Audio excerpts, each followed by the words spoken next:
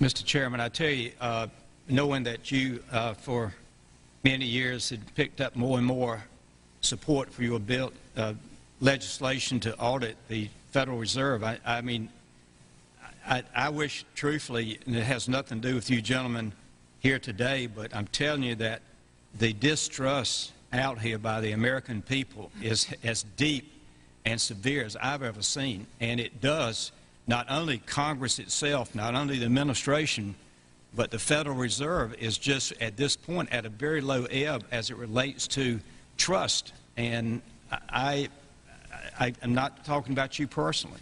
You're two men of high integrity, I know that.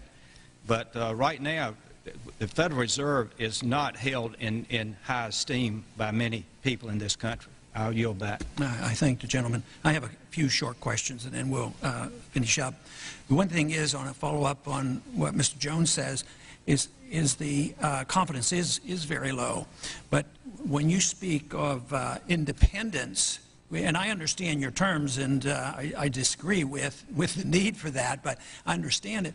But what people hear when you say independence, they hear secrecy. You know, you're going to keep it from us. And like the point I made at the beginning, the SEC is to pressure companies to reveal information, where the Federal Reserve does the opposite.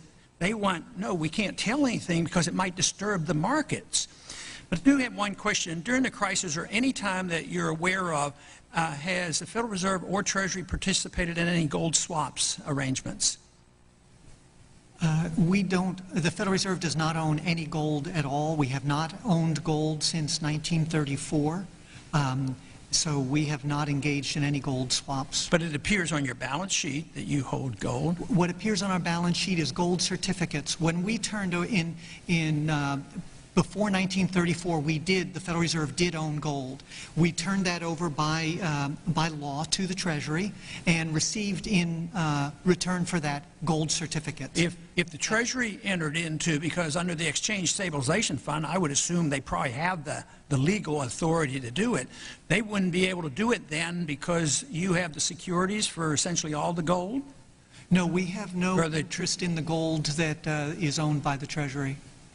We have simply an accounting document that is called gold certificates that represents the value at a statutory rate and still that we gave to the Treasury in 1930. And still measured at $42 an ounce, which makes no sense whatsoever.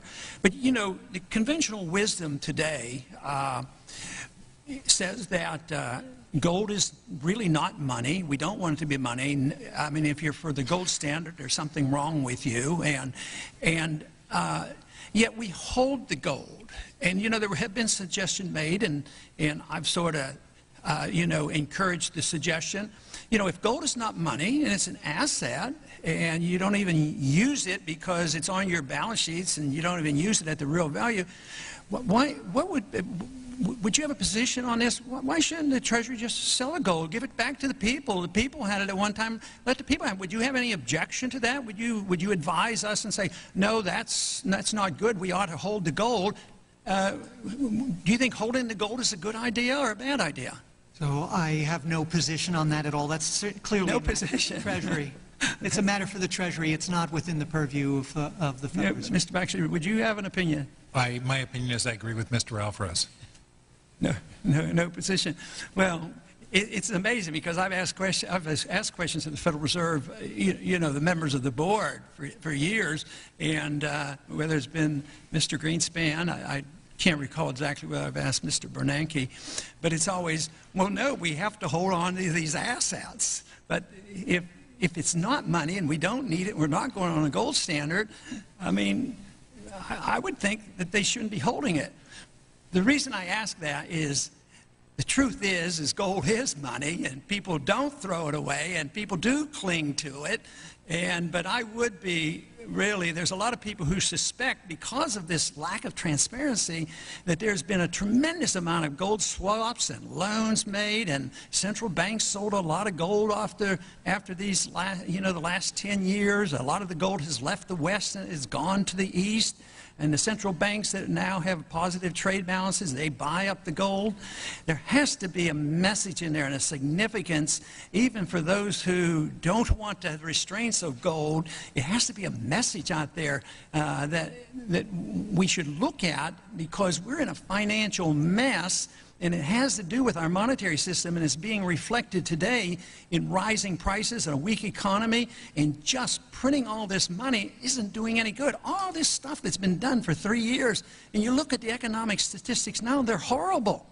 And these people who lost their jobs, they're still unemployed. The people who bought stocks in the year 2000, if they held on, they probably haven't even broken even. They probably lost purchasing power. So eventually, I know this is off the subject a little bit, but it is reflected only in that we don't know exactly what goes on, and people, when they don't know, then they get suspicious, and they say, well, it's kept secret from us. Why aren't we allowed to know?